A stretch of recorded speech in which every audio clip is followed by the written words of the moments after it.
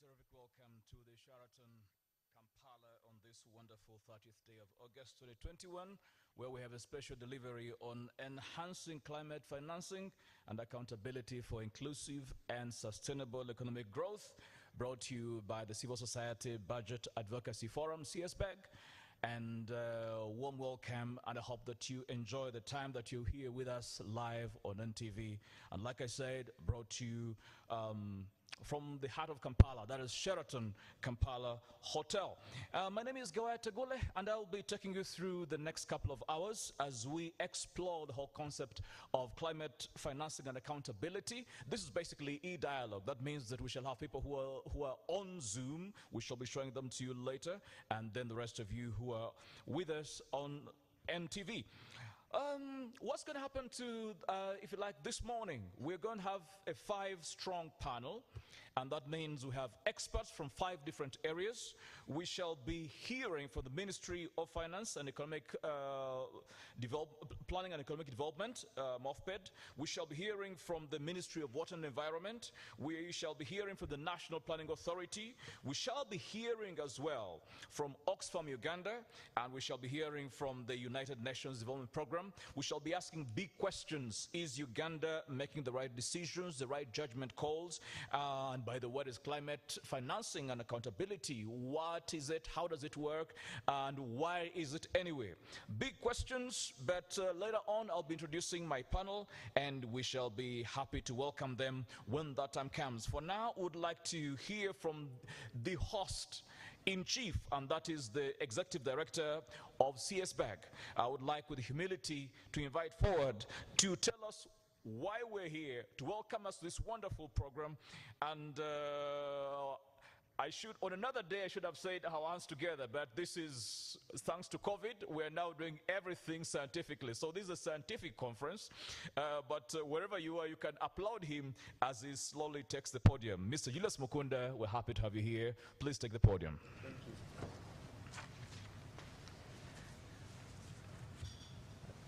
you. Thanks, Tegule, for the remarks. Once again, my name is Julius Mukunda. I'm the Executive Director for the Civil Society Budget Advocacy Group. It is with great pleasure that we welcome all our audience on NTV and those on Zoom and other virtual platforms on our dialogue on climate finance and accountability. This is a platform that will offer offers great opportunity for relevant policymakers, implementers, development partners, civil sector actors to discuss key socio-economic and environmental aspects of climate change. Uganda's economy is largely dependent on climate change sensitive sectors such as agriculture, fisheries, energy, among others. You are aware that agriculture remains a significant employer in our country's employment, in a close to 70% of labor force, in addition to ensuring that we are also food secure.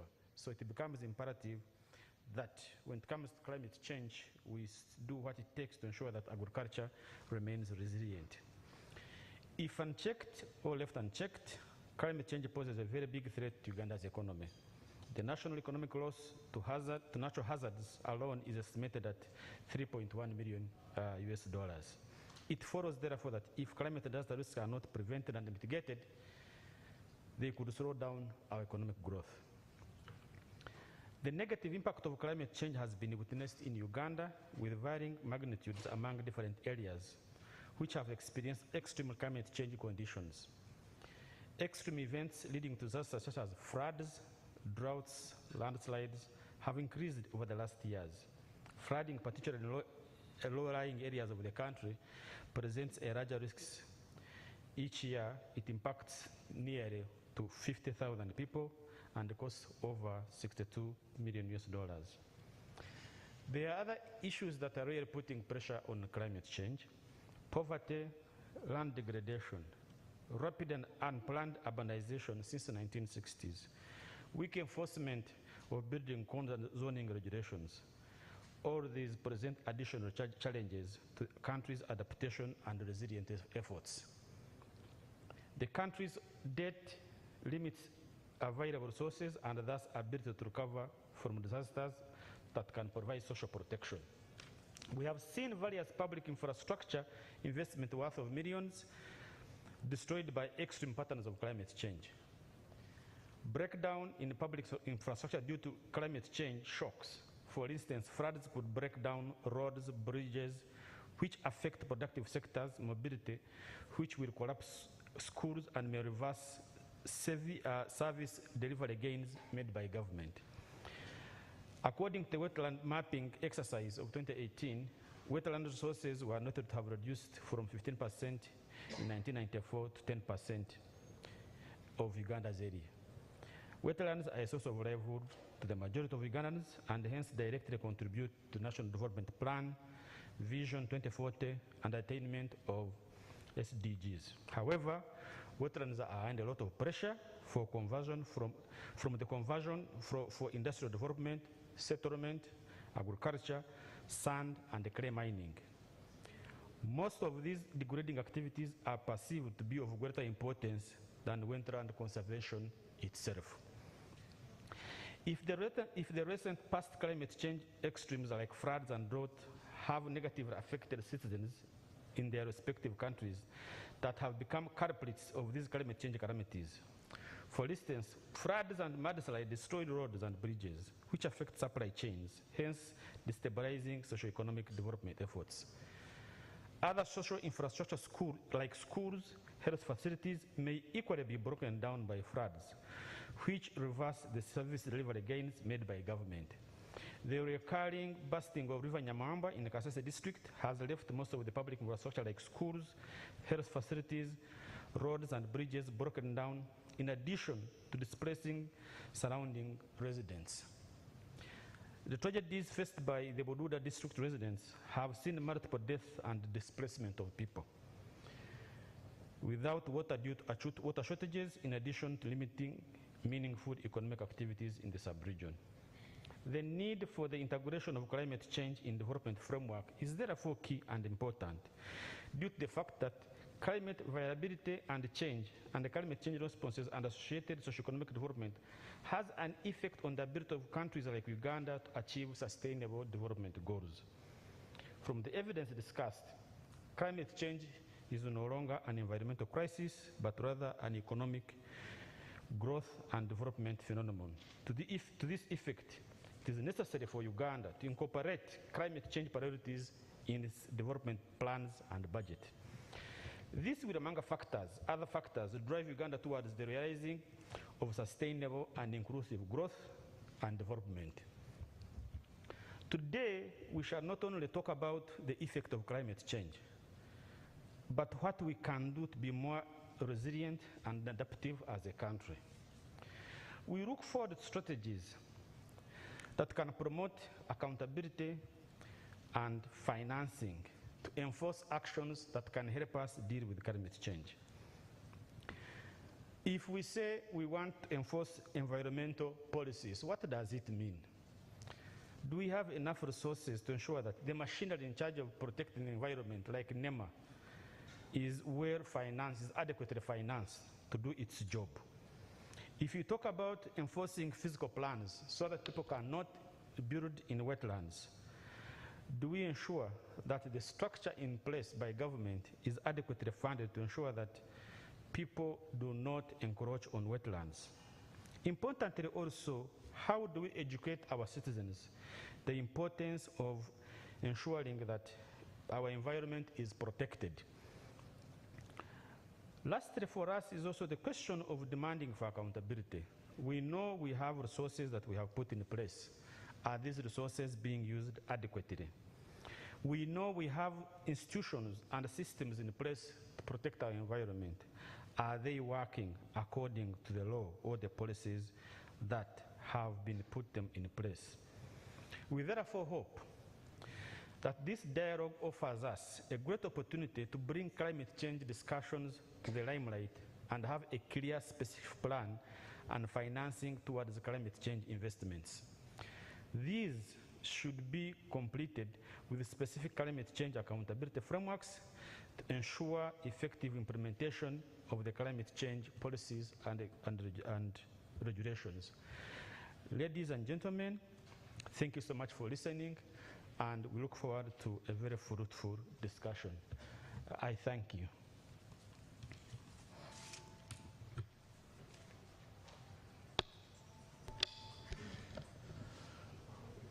Thank you very much, Mr. Julius Mukunda, Executive Director, like we said, of Civil Society Budget Advocacy Group, CSBAG, which is technically our hosts in chief here at the Sheraton. And wherever you are getting us from, welcome to this special delivery here on NTV live from the Sheraton Kampala Hotel.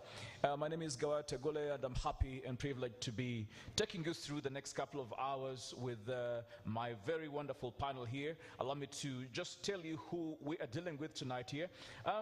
On the extreme end, that is on my extreme right, we have Mr. Andrew Masaba, who tells me he's a this is his title, Principal Economist in the Directorate of Debt and Cash Policy in the Ministry of Finance, Planning and Economic Development. Andrew, we're happy to see you.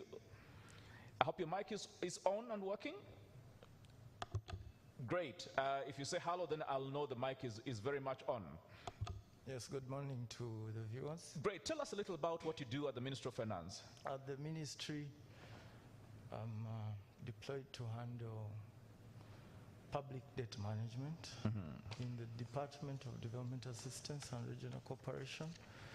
So my day-to-day roles as the head of bilateral cooperation assistance at the ministry is to coordinate our partnerships with our bilateral partners in line with the public debt management principles. Within there, of course, we have the climate finance schedules, which involve mobilization of financing towards adaptation and mitigation measures that have been prioritized through the National Climate Change Policy. Great. And you also told me you're a climate change enthusiast. Sorry, climate finance enthusiast. Oh yes, as a role that I have practiced for years, I have grown to like it, and I'm an enthusiast in the areas of climate finance as well as green growth financing. Great. I'll be getting back to you when we want to begin to understand this whole concept of climate change, climate financing and accountability, and everything that falls in between. But let me go to my next guest, all the way from Oxfam, and that is Mr. Siraje Magara. Siraje, we're happy to see you. I always only meet you on forums like this. But just switch on your mic. Just let's know that we're on air. Yes. Good morning, viewers. Nice to be here again to talk about issues of climate financing. And as you noted, I work in Oxfam in Uganda as extractive industries coordinator. So extractive mining fossils oil have a very great risk on climate change. So it is very important that we marry the two. We extract the oil at the same time we mitigate. We extract the oil. Okay, great. Is your microphone working? Just press that little button on, just so we're sure. Great. That sounds more like it. So you also told me you're a budget policy expert, and you're also a researcher with a bias in environmental and natural resources management issues. Yes, yes. Great. Precisely, yes. And like you observed, when we talk about climate change, one of the big concerns is that the extractives industry becomes a source of problem every time when we talk about climate change. Yes, precisely, yes. Great. So we shall be hearing from you later in the program, but allow me also to introduce my next guest. Mic on. Thank you, Mr. Kagwa. So he's Manager Production, Trade and Tourism in the National Planning Authority. Mr. Ronald Kagwa, we're happy to see you, sir. Thank you very much. I'm happy to be here. You're the guys that plan for this country. Yes, please. We are now on National Development Plan. Which one now? With 3 or 4? We're on NDP 3. NDP 3. Yes, please. we shall be asking after over coffee whether NDP 1 and 2 were successful before going on to NDP 3. That is when coffee time comes, not here. But allow me also to go to our, maybe in English we say the odd man out, but it's actually a lady. Gloria Namande, Project Manager, Nationally Determined Contributions in the that's NDCs in the United Nations Development Program. Happy to see you here, Gloria. Thank you so much. Good morning and welcome aboard. Thank you. Happy to be here. Great. Gloria, tell us a little about yourself and what you do. Thank you so much. My name is Gloria Namande. I work with the United Nations Development Program. I manage a climate change program, which is called the NDC program, but it's basically about supporting the government to achieve the climate change targets that we've set ourselves to achieve under the Paris Agreement. But I'll continue to talk more about this. So I'm also a climate enthusiast. I love to see that we are able as a country, as a nation, as globally, regionally, we are able to address the issue of global warming, which is the biggest challenge. Climate change is the biggest challenge of our time. So my enthusiasm and my interest is in that field. Yeah. Do you have to be a climate finance enthusiast to hold your job? Is it part of your job description? Not really, but or qualifications or desired or added advantage? I think it's passion. It's something that I do. It's my job, but it's my passion, and I feel that I can make a difference. I hope I can make a difference in this field. Yeah. Okay, great. Happy to have you here. We're just getting started, and allow me to go back to Andrew and Masaba, that is from the Minister of Finance. Andrew, when you talk about climate change and climate financing and accountability, these are big issues that sometimes people mix up. Sometimes they carry along like algebra, 2x plus 3x equals 5x, without ever knowing the value of x, but they somehow carry it along. Let us just get this right. How do we break down the whole concept of climate change and then climate financing and accountability? Thank you, Gawaya. Climate change is about the effects that we are facing, largely because of the greenhouse gas emissions. Climate finance is a tool that we use to mobilize resources to address the effects of climate change.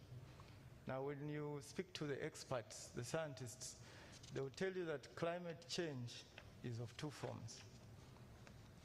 And therefore, the response that we attempt to utilize through our climate finance modalities is also two-pronged.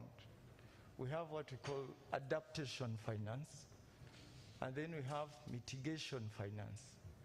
Adaptation finance is largely responding to enhancement and improvement of livelihoods of the people. Mitigation finance, on the other hand, is aiming to curb the levels of emissions of the greenhouse gas into the atmosphere. And therefore, we have the National Climate Change Policy. We have the nationally determined contributions that my colleague from UNDP spoke about in her introduction, which are basically a document that puts together priorities that we as a country have subscribed to curb in the next few years. And therefore, our role as finance experts, climate finance practitioners, is to mobilize the adaptation and the mitigation finance, but only towards the extent of funding the priorities that have been put together in the NDC document. Those NDCs are aligned primarily to the National Development Plan and the Vision 2040, and therefore we don't diverge away from the National Prioritization Framework. Okay, from what you're saying, we have a kind of organized arrangement to tackle the adverse effects of climate change. You talked about adaptation, you talked about mitigation. Yes. My only concern, which will take me to Siraje, is that we're talking about a country which has no track record of following plans. If you look at Kampala, very disorganized city, but we have a master plan for Kampala, which has not been followed, like to set aside and everybody do what they wanted. And this is what we've been doing over the ages. We get good plans and programs, we never implement them. Do you think we're having an exception to the rule in this particular instance? Siraje. Yes, I thought too. Thank you so much, Tegule, and thanks so much, Andrew, for the deliberations. First of all, I want to first say that climate change, for me to be trying to identify myself with climate change is not by passion, but rather by necessity.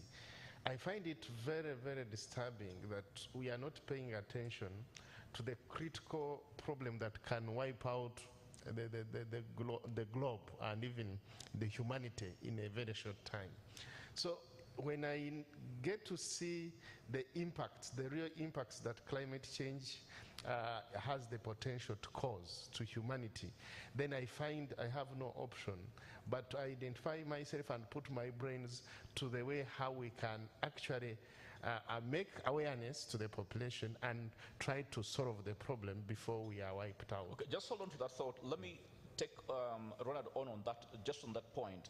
Do we see around us, as we speak, any concern, any major concern for us as ordinary human beings? Is there any cause for concern in as far as climate change is concerned? Are there any effects you can see now that must take our concern? Thank you very much, Mr. Gawaya Tegule. What I want to mention that we are a natural resource-based economy.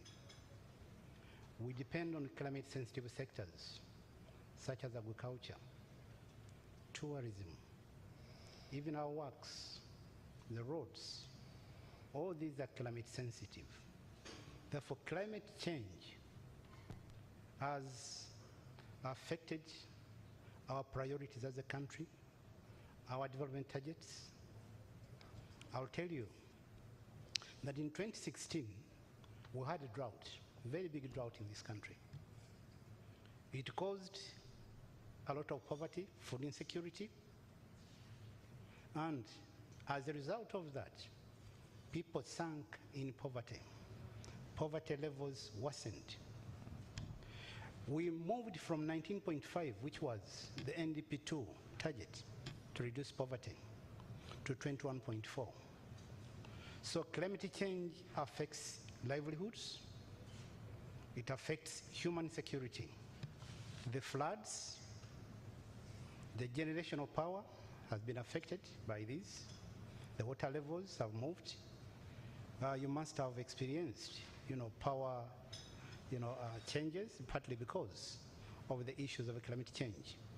We are losing, our road network is so much affected by climate change. And these are very expensive infrastructure that were borrowed money to develop, but many times they are swept off by climate change. The issues we see in Kasese, River Nyamwamba bursting, killing our people, losing a lot of property, lives, and we see in Bududa, all these are effects of climate change. So climate change is real, it's affecting our livelihoods, it's affecting our growth, it's affecting our fortunes, our prospects as a country, more so given the dependency on climate-sensitive sectors. Okay, let me go to Gloria. Do you in the UN feel what Ron is talking about? Do you see these adverse effects? Do you think they're affecting the people? In your interviews with the people, is there evidence that they are aware that there is a problem we're facing? Yeah, I think what Ronald has said is very critical. We've seen that many times, for instance, wherever there is a flood in Bududa or in Kasese, we come in as an emergency response. The government comes in for emergency. But you find that these communities live with these impacts for a long time.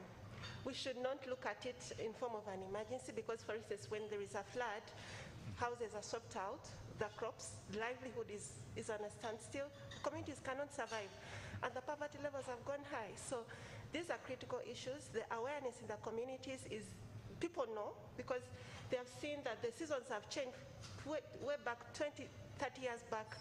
We've seen that the seasons have changed. Now it's very difficult to even predict when the rains are going to come. So you find that it's very hard for them right now, and they need help. They need help. And I think that's why I think this topic is very critical right now, that we need to discuss solutions that will help people address those climate change impacts and also overcome the effects that are caused by climate change. Great. These are big questions when we want to ask, are the Ugandans, are ordinary Ugandans actually aware that there is a problem we are facing, or are they going about the business like, oh, well, this is none of our business, government will handle that? Are people feeling the urgency of the need for climate change interventions, and are they on board when it comes to issues like this climate finance and accountability? Yeah, we want to be on board, we want to understand that. Let me go to you, Andrew, on this.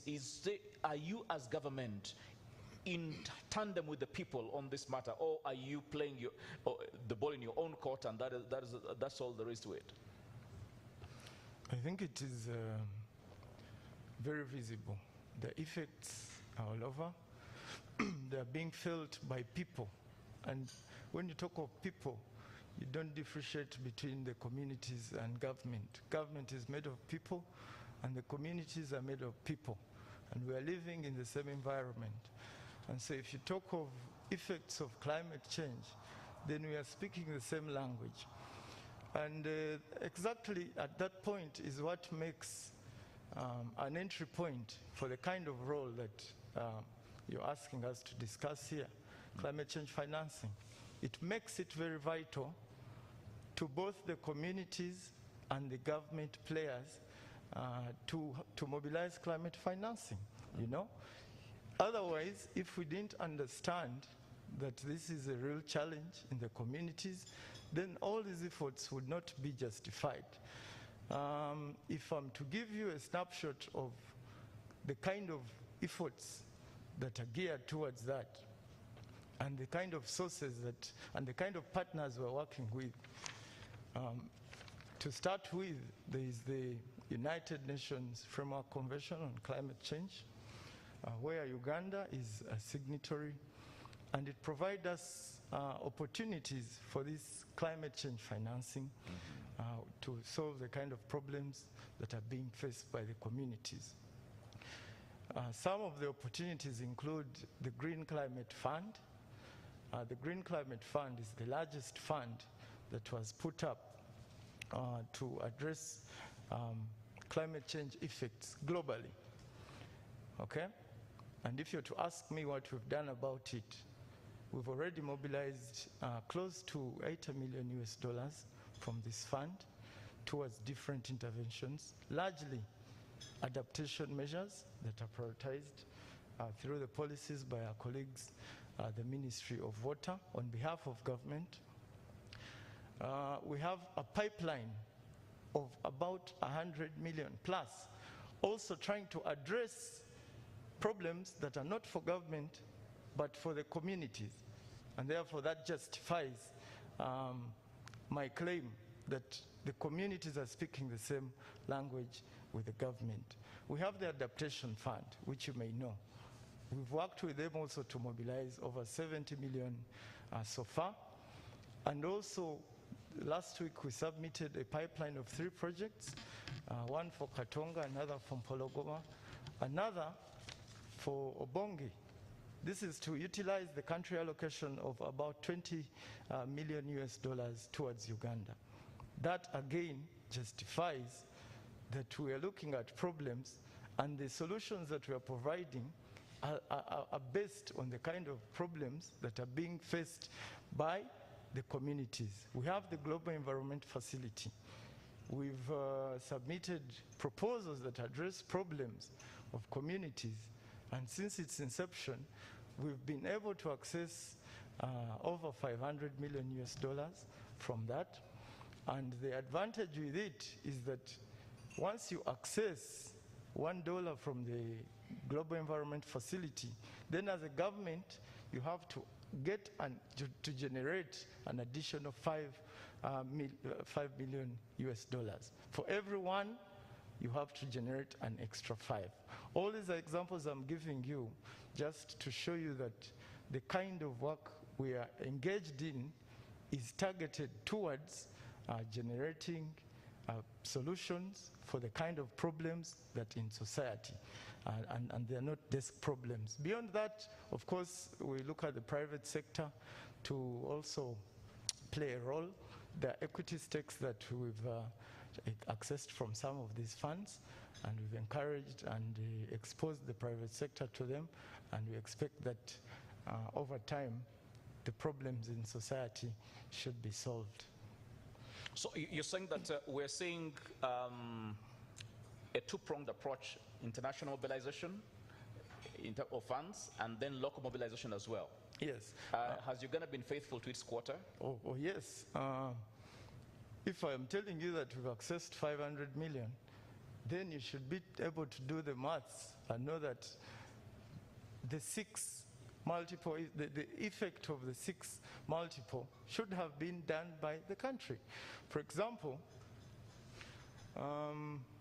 last week we again launched a project from one of our partners, the Austria Development Agency, I think in partnership with UNDP. Gloria is representing UNDP. This is a project that has counterpart requirements. All the projects we've worked with the development partners have had requirements for counterpart funding, and the government has done its part in providing counterpart funding. Secondly, we have in recent times had the national implementing entity accredited. If you talk of mechanisms for climate funds, then they are what we call implementing entities. There are those that are direct access entities and those which are indirect access. Now, to have a direct access entity, in this case, the Ministry of Water and Environment, places us in a position to be able to cut costs on the kind of resources that we get from out there. The evidence is also overwhelming. We did a study recently with the World Bank. Of course, from our strategies, there's a requirement that we allocate about 1.6% to climate change interventions. The evidence from this study is that if you look at some of the local governments, they're already doing much more than this. It was discovered that, for example, Mbale had 3.5% of its national budget towards climate change interventions. If you look at the local governments, we sampled Ministry of Water, Ministry of Education, Ministry of Energy and Mineral Development, as well as the Ministry of Agriculture. It was discovered that contrary to the 1.6 that's being targeted, these entities have over 5% of their of their budgets going towards climate change interventions. Okay. But of course, that doesn't mean that we're resting on our laurels. As a government, we're also introducing what we call climate change budgeting, budget tagging, which should be able to help the ministries and local governments to identify the climate change interventions very ably and budget for them very ably, so that, of course, in mind, we know that we need $3 million, $6 million annually. And therefore, that's where we are moving with interventions of that nature. I can tell you more about climate change budgeting at a later stage. Great. Enhancing climate financing and accountability for inclusive and sustainable economic growth, brought to you by CSBAG here at the Sheraton Kampala and live on NTV, and I'm Gawaya Tegule with a high-powered panel discussing how far has this country gone in sorting out its climate change issues, especially given that we're already feeling the adverse effects of climate change. But let me go to Gloria. On this issue of government is doing its role, but we're seeing development partners and then government, and then the other question that would come in would be civil society. Do you see civil society active in this climate change equation and accountability, finance and accountability equation? Do you feel them? Are you working with them? Yeah, thank you so much. Yeah, I think that's a pertinent question because the civil society is at the grassroots. They work with the communities, they identify with them, and they know the solutions that communities need. So I think the government has tried its best to work with the CSOs, to work with non-state actors. But I think what we need to do more strongly is to really bring forth the local solutions. Because, for instance, wherever we have hazards, I'll give an example. The locusts, it was a one-off, but you never know, it can come back. We have the frequent droughts and floods. We know they happen every year. But how do we engage the local communities? We need to come up with sub-national climate action plans from the grassroots. I've seen it happen in some countries, and I think this is something that we need to take forth. As Andrew mentioned, when it comes to budgeting, to what extent are these budgets reflecting the sub-national, the local governments? How much of that portion is decentralized to the local governments? And how can the civil society work hand in hand with the government to allocate, even the government can allocate a portion of the budget to the CSOs that have this, they are implementing solutions on ground. And as UNDP, we've really tried to work with a lot of course, we work with the government, the civil society. We are also bringing on board the private sector because we are seeing a lot of green financing coming through from the private sector through capital because, for instance, many banks right now, even in Uganda, have taken on board green financing for energy, for climate-smart agriculture practices.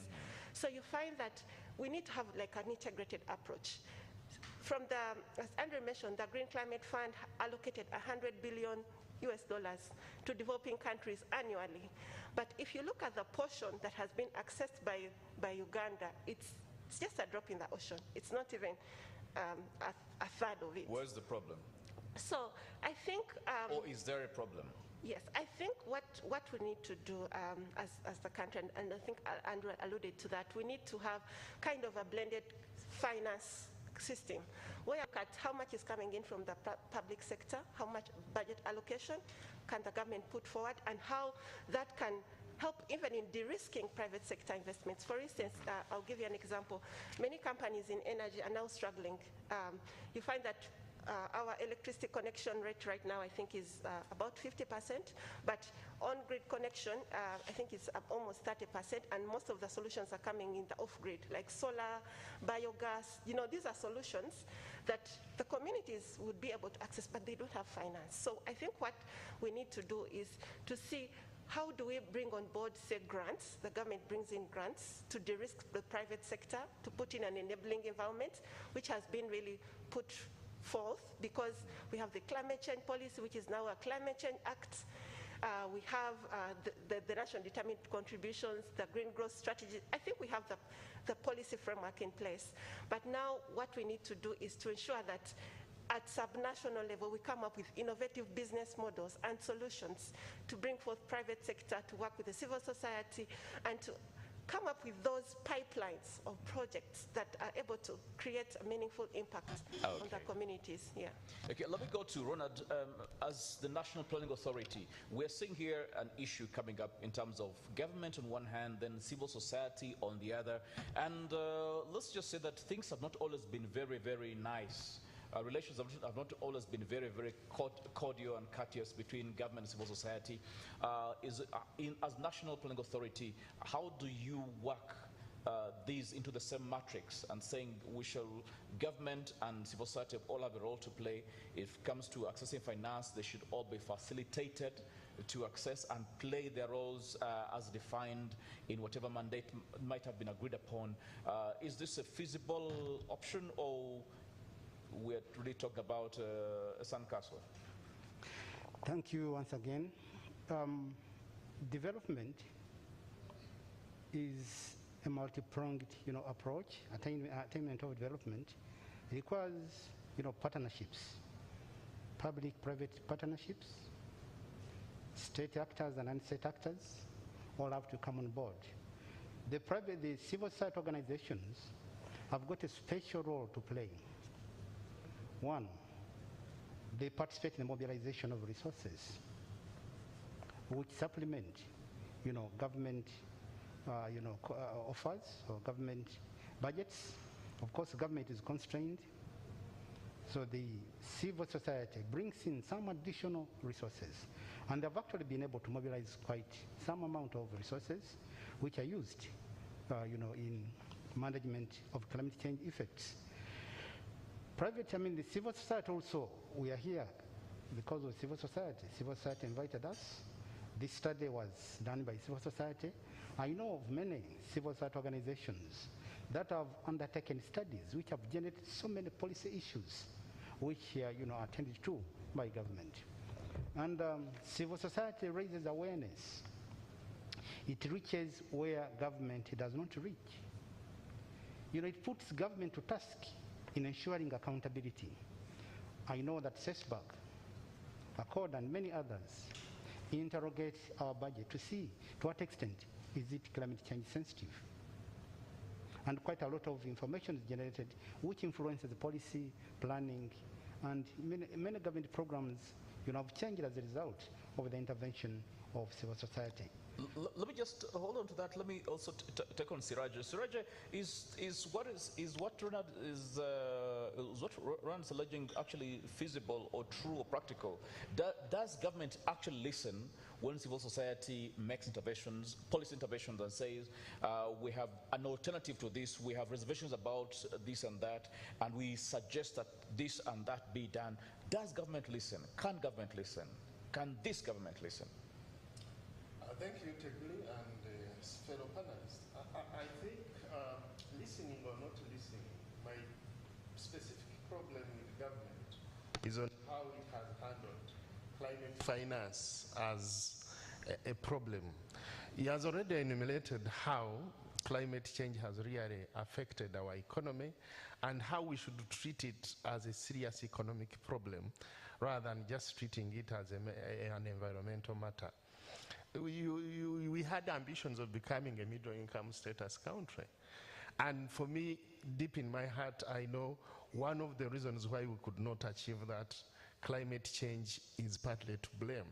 So if climate change can prevent us from attaining our aspirations, and we keep budgeting and planning the way we are doing now, I think we are not right. Andrew has already told you that, first of all, we know that external financing of climate change is taking a lion's share. By design, actually, it is supposed to be 70% external and 30% domestic. But he has already indicated that out of the 30% our government should put in to curb climate change, World Bank estimated 1.6% out of the 30% that we are supposed to put in. And he was saying that some even go up to 5%. So that means our funding, our local interventions and plans to deal with the climate change are still wanting. And that's why I find it a little bit dangerous on our part as civil society players, as people who are in government, when the plans are not concrete. I'm a very good lover of this new development called the parish development model. These are some of the things that need to be seen in such kind of plans. Because what are the problems of farmers? Farmers are becoming very poor because they spend a lot of money to go and till the land and cultivate, and the next day the sun is too much and the harvest will not come. The other day the sun will not come, but heavy rains will come and floods will destroy the gardens. And then that's why you find that our poverty levels are always oscillating. Sometimes we are poor, other times we are rich, just because we are relying on rain-fed agriculture. So what can the parish model do in order to curb that if we are to plan properly? That means, I know in every parish, in one way or another, there must be a stream Can the parish model maybe help to provide as well mitigating, provide maybe simple irrigation equipment or solar powered irrigation equipment so that when it shines very heavily, farmers can access water to water their gardens and they will not make losses in that line. So I think the plans and the budgets that we are doing have not helped the situation, and we need to improve in that line. The second aspect that I need to bring in this angle. When you say we need to improve, where is the burden of, where is the onus? On who, or on which side is the onus? Yeah, the government is not playing its part, because what it is playing is allowing external finance to come. And even we still have a problem with that external finance. The allocative efficiency, the impact that external finance causes to our country is also something that we can question. All the billions of money, if farmers are still experiencing those problems that they're experiencing in a large scale like that, where is the money going? That's also the question that we should be interrogating. Then how much is domestic budget for these interventions? And that's also tied to what you mentioned about the budget tagging, because we are in darkness now as a country and civil society actors, because we cannot trace how much of the climate finance is actually invested in our economy, because we don't have the budget tagging process completed. Right now, all the money goes, whether it goes to climate change interventions or not, we cannot tell. And that's also a problem, because we needed to first of all code and know this is climate change related finance and this is not, so that we are able to task government on the 30% share that they are supposed to put in that intervention. Okay, enhancing climate financing and accountability for inclusive and sustainable economic growth, coming to you live from the Sheraton here, brought to you. Enhancing climate financing and accountability for inclusive and sustainable economic growth, brought to you by Civil Society Budget Advocacy Group, live from the Sheraton Kampala Hotel here in the heart of the capital. We have many cities these days, but one is the capital city. And we're here and happy to have you on board. My name is Gawaya Tegule, and I'm joined by a high-powered panel. We've been joined lately. We have a Johnny come lately, if I may borrow that English phrase. Our Johnny come lately today is the Commissioner, Climate Change Department, Ministry of Water and Environment.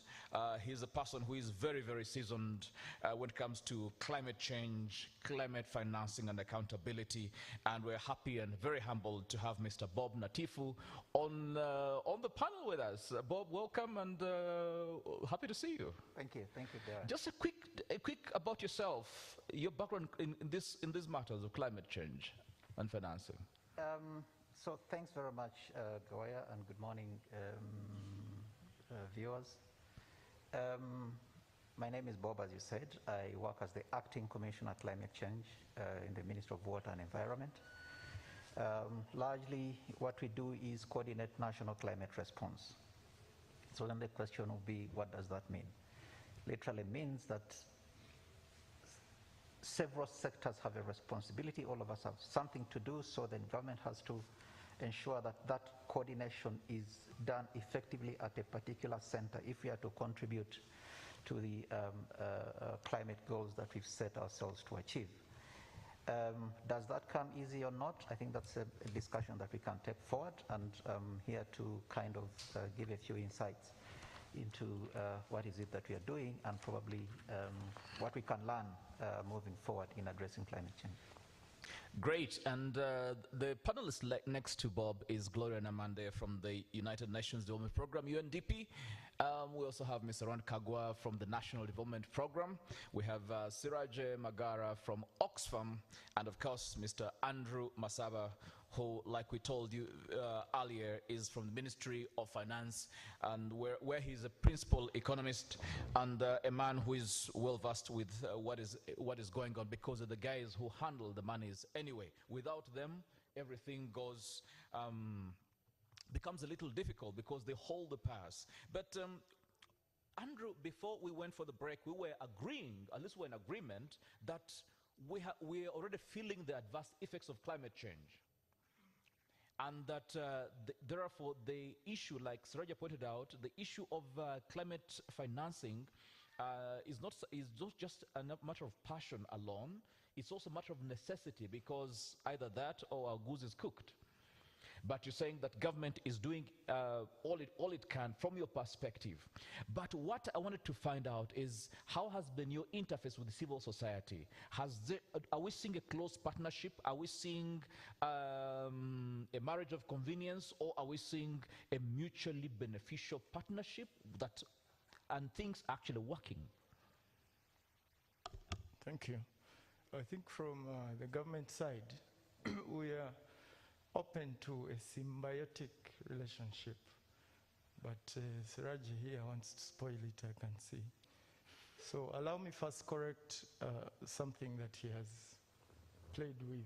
Are you correcting, or you're giving an alternative view? As a partner, this is part of now the symbiotic relationship. Just for the audience to note it, that the 30 vis-a-vis 70% is not supposed to be 30% budget allocation. It's even impossible. Even 1.6 to us is unrealistic, because if you add up the different segments claiming a portion, you'll have over 200%, okay? So we are agreeing that we are working with an agreed position that we can work towards of 1.6% of the national budget. And then the 30 vis-a-vis 70 is an agreement we have with the UN that while the external parties can provide 70%, we should be able to mobilize 30% of the required total for climate change interventions domestically, of course including the allocations and the private sector. So I just wanted to make that straight. Now back to your question. I think we are having a very good relationship with the civil society. The first of all, from this kind of dialogue, to have both government and civil society on the panel is an indication that there's willingness to work together, okay? In many of our work methods, the civil society is core. For example, if we focus on the specifics of climate change financing, we have what we call the NDA Committee, the National Designated Authority on Climate Change Committee, hosted by the Ministry of Finance. And it is responsible for primary coordination and communication with all partners. On this committee, the civil society was invited as a major partner to play a major role, and therefore it has representatives on this. And therefore it means that for every project that we consider, the civil society has to have a major input on whether it addresses the kind of challenges that are being faced by either themselves as civil society or the communities. 2, project implementation for climate finance projects, as I told you, heavily relies on a structure that relies on what we call implementing entities. UNDP is one of them. But you find areas where the implementing entities that are accredited do not have roots in the societies that we are targeting. So what happens? The civil society players are the ones that are called upon to implement at the grassroots. This is another way we partner very well with them. So they are on ground, the implementing entities are intermediaries, and then as government, we do the strategic oversight for results. Thirdly, you know very well that the national programming as well as budgeting processes heavily involve the civil society. This is an area which Ronald already talked about with a program-based approach. We have structures that are charged with the development of PIAPs, what we call the Program Implementation Action Plans, for the different programs that inform the National Development Plan, the one you called 5, it's 3, that plan. And the development of those PIAPs is heavily, the process heavily embroils the involvement and participation of the civil society. And therefore, I think that there's no way that we have challenges working with and without the civil society. Of course, the big question here would be, every time we have government and then we have civil society, we have issues of accountability that come in. I wanted to find out from Gloria, how are we doing in terms of accountability? How are the funds being utilized? Do these entities actually utilize them well? Do they account for them? Or are we having issues, as is to be hardly surprising if we're in Uganda? Thank you so much. That's a very critical question. As UNDP, we put in place stringent accountability systems to ensure that every penny that is provided is creating impact and improving the livelihoods of the people. And that's our mandate as the UN. And I think the government directly really fits into that mandate. So what we have done, we've developed an integrated monitoring, reporting, and verification tool that is going to enhance data collection, reporting, and tracking of climate finance flows at the local level, at the subnational level. So this integrated monitoring, reporting, and verification tool has been designed with the Ministry of Water and Environment to track climate finance. We need to know what projects have been financed, up to what volume, for what period, and what are the results. When we talk about climate finance, we don't forget issues of inclusivity, issues to do with gender, women, children, the youth are really at the center of this support, because we've seen that wherever there is a drought, wherever there is flood, it's the women and children that are affected, because they have to look for alternative food. They have, for instance, wherever we have a drought, you find there is no food, so the women have to, look for food. They have to move long distances to fetch water. And as a result of that, the socioeconomic activities are affected because they cannot give time to more productive activities. So we've designed this tool to ensure that gender impacts are also really at the center of this. But also, as the UN, we are really working with government to set up strong accountability systems. Aside from, as Andrew mentioned, the budget cycle, looking at these budgeting codes, mainstreaming of climate change into development plans, I think this has been done very well by the government. But how do we ensure that, aside from the mainstreaming, we are able to see realistically impact on ground? So we have impact monitoring tools that have been designed for all the projects that have been supported, and also we coordinate with other development partners. We have what we call the Environment and Climate Change Development Partners Working Group, which is currently chaired by the European Union, and UNDP and other development partners are part of this working group, where we meet every month to discuss the extent to which we are supporting the government across the different sectors, be it in energy, be it environment, be it in agriculture.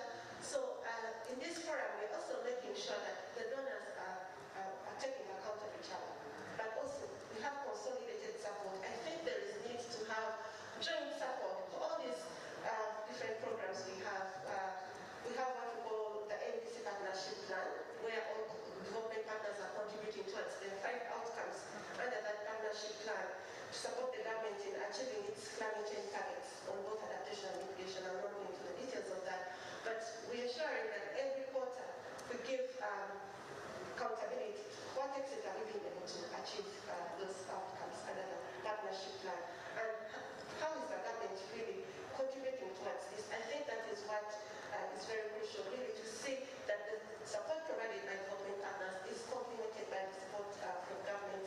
And the government has really tried to, as I mentioned earlier, to put in place the enabling framework. But I think what needs to be done strongly is also to ensure that for every penny that is spent, as I mentioned, the budgets are monitored at subnational level, and I like the idea of the parish model, because this is where we can see impact on ground. This is where we can see farmers' livelihoods improve. This is where we can see new climate-smart agriculture practices on ground. So I think this is one of the key issues.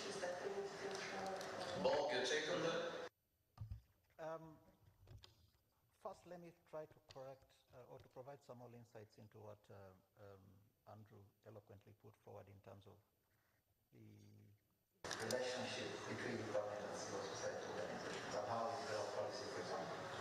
Because what's coming through is that there's some kind of disconnect. For the start, I think it's important to note that there's not a single government policy that is developed, and we do not underscore stakeholder engagement and how we deal with the various partners. Such a policy will not go through the formal approval processes. So I want to speak on camera here that I think the relationship and the engagement that we have with private entities and civil society is up to the mark. Otherwise, we'll never have anything passed as policy. And that's very, very important. Yeah, but on that one, Bob, where civil society has taken exception to government proposals, what has been the nature of the relationship? Has the government been open and receptive and say, okay, yeah, we hear you, I think we shall take what you're saying, or have you saying, no, we are government, you listen, we are the people supposed to be doing this, so you listen and learn? On the climate change space, I don't think there's been overly tough extremes that I've had coming through that we've not embraced and come up with a common position. For example, we all entirely agree financing is critically important, and you'll hear voices coming through from civil society doing that. You'll always hear about the need to do research and everything else that we need to do to ensure that we implement policy as is. I think these are things that we see that contribute to the long-term goals that we've set ourselves to achieve, except there are limitations before we take that route. Why do I say that?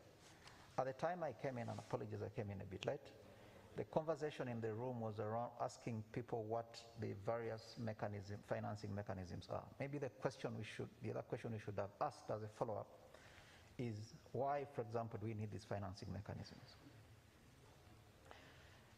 Broadly, there are two broad themes that have been agreed to at international level to address climate change. One on the mitigation part and the adaptation part. And I think it's again Andrew who spoke about this. So on the mitigation part, we are looking at how can we contribute to emission reductions. And on the adaptation part, it's simply meaning how can we look around for finances to ensure that once calamity happens, people are able to bounce back into the fold to move along with their normal lives, or improving individual livelihood and well-being. And that's why financing becomes very key, and it's very, very central. That you'll need not just finance, by the way, but you'll also need other elements embedded therein. For example, elements to do with capacity building, elements to do with technology. What kind of technology do you require, for example, to support your mitigation effort? Or what kind of technology do you require to support your adaptation effort? And do we have it as a country? Okay. Yeah. Great. I wanted to go to Ronald. You hold a very important place in this country as National Planning Authority. And every time we talk about issues like this, we're like, okay, fine. Where is the planning? Where is the planning contingent on this? And Gloria talked quite a bit about Kasese, about Bududa. And it occurs to me that it seems we have the same stories every year. The same stories. There's stories in Bududa, landslide, there's going to be flooding in Kasese, like things, and I'm like, okay, from a planning perspective, where is the problem here? Do we have an organized formation that is attacking climate change, and either by the way adaptation or of mitigation? Is there an organized formation? Are you hitting your targets as National Planning Authority? Is there coordinated planning? Because we just can't have the same stories every year. Every year. Kasese, I mean, people again died this year. I was like, but not again, not again. Where is the planning in all this? Thank you, Mr. Gawaya Teguli. I want to mention that as regards planning, we've done the planning. We've done the visioning. We have the national event plans. So far, we are on the third national development plan. And all these plans have climate interventions in them. We have sector development plans and local government development plans. And all these have got climate intervention in them. The challenge we have is the implementation of those plans. Implementation is a very broad question involving financing, involving stakeholder mobilization, involving political commitment, bring everybody on board to solve these problems. It is indeed an embarrassment to have River Nyamamba flowing every year, over flooding every year, and the problem keeps on coming back. I think what we need here to do is to mobilize efforts at all levels. International support, local government support, support from the center to solve this problem. And managing climate change issues requires a lot of resources, which government may not have. This is why it's important that we have the UNDPs, we have the World Bank, and other international agencies coming in to support this cause. I also want to say here that climate change, or climate, is a global resource, climate. And climate change, therefore, is a global nuisance, which requires to be done by everybody coming on board. So when the international community supports this country in managing those institutions, it is a response to a transboundary and international shared problem of climate change. So we need to mobilize resources, technologies, political resources, mobilize our people to ensure that these problems that keep on recurring, the broader issues, are solved for once and all. That takes me back to, I told you to hold on to a thought, Siraje, in the previous segment on the issue of government not having a track record of implementation. And I think half the time that's how we get things wrong, that you have all the fantastic plans, you have a national planning authority, and he himself is saying we are doing poorly on implementation. We have our plans that we set aside and then do what we want. How much longer should we be singing this song about the lack of discipline to follow up on plans and do what we're supposed to do? Thank you once again. For me, I think I will not get tired of always expressing my dissatisfaction, even on the planning bit. We have planned, although we are treating climate change as a macro issue, and try to leave it up there, and not knowing that climate change is on the ground. And therefore, we have neglected the ground and planned heavy things on top. And the ground is bare. There is nothing like is on the ground. When doing research, I moved to most of the local governments. You go there and ask them, do you have any climate change interventions that you are undertaking? Like I was in Kasese, rightly so. I went to Kasese physically to ask, how are you doing this? They say, you see, all the things we have to wait from Ministry of Water and OPM, and that's what they have to do. So the homegrown problem does not have homegrown solution. And because the funding of climate change, we can't even trace it to know whether is it in Kasese, is it in Bududa, where is it? The local governments do not have that. And we connected even in the parish model. This planning, because the climate, the people who destroy the climate, the environment are on the ground. We have already talked about how the parish model is mooting funds to give money to people to circle. And they start going and cultivating things which are going to die anyway because the rains are not going to come, than trying to do climate smart planning to make sure that whatever small that they have is actually sustained and we can realize harvest. So I think even in the planning itself, we are not doing very well. The last time I checked, actually, the planning guidelines from NPA itself had been expired, and a new one had not been put in place. So, and aware that climate change is a mainstreamed issue. This is not an issue in agriculture. This is not an issue in one department. It must be all the ministries, all departments. That's why I also get discouraged when our friend Andrew says 1.6% of the budget allocation to climate change is enough. That's really settling for less. Because if we can afford to give 800 billion to members of parliament, I'm sure even if there was no parliament today, our economy would not be badly hit. But if climate change affects us, the economy will go, the MPs will also be affected. But if we can give that money, and we think raising that money from 1.6% to at least 5 is so big, then we know the mindset also has not changed towards holistically financing this important problem that we are experiencing. Great. I think I wanted to end with the small thing of I told you I'm an expert on oil and gas. You are aware that we are getting a lot of money from the oil. And you are aware that oil is creating a very big risk towards climate change, environmental destruction. not from the oil yet, as far as I know, but from the oil industry. Even the activities themselves, I mean, even the oil activities, themselves, yes. even the As we wait for the oil to come, yes, finally. but even these activities are having a very big impact on the environment. But check, Section 59 of the Public Finance Management Act, Section 3, says that money will be used for development expenditure and not recurrent expenditure.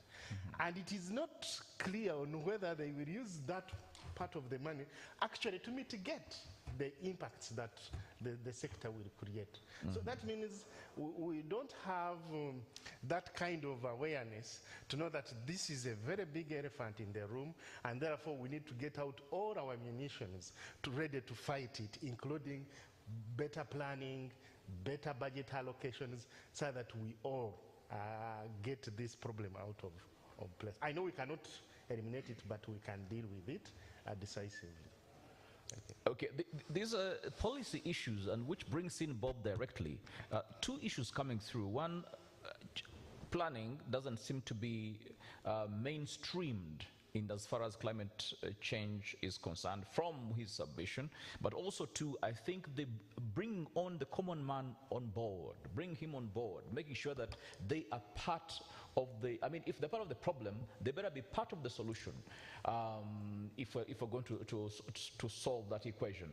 Your quick take on that, Bob, before I go to Ronald and Andrew. Thanks very much. Two quick insights. The idea of planning without necessarily resources and other factors may not hold water. What I hear my colleague Siraj pointing out is just doing the argument along the planning cycle without necessarily pointing to where are the resources to do this. This is the example. In 2015, we did a national climate change policy. In the National Climate Change Policy plus its costed implementation plan, the amount of resources that required to implement that policy was about 3.9, okay, say $4 billion for the next 10 years. Now that can easily translate to about $245 or $250 million every year. Our budget last financial year, even this current one, is about 44 trillion. Now, if you compare the $245 million every year, it's twice or 3 times as much as what we have. Which brings me back to what all other colleagues, Ronald and Andrew, have been saying. I think there is considerable effort that is being done, except we need to take advantage of where we can access more financing and technology to address issues like CSBAG. CSBAG has 2 broad issues. One, it's a technology issue, and 2, it can be an ecosystem-based approach. Technology, because then you need to have the right technology in place to try to channel the water, even if it's much, because CSBAG receives about between 1,400 millimeters to about 1,500 annually. Now, that's a lot. And you'd expect that if it remains as is, at a particular point, things are bound to happen. But what is the effort being done?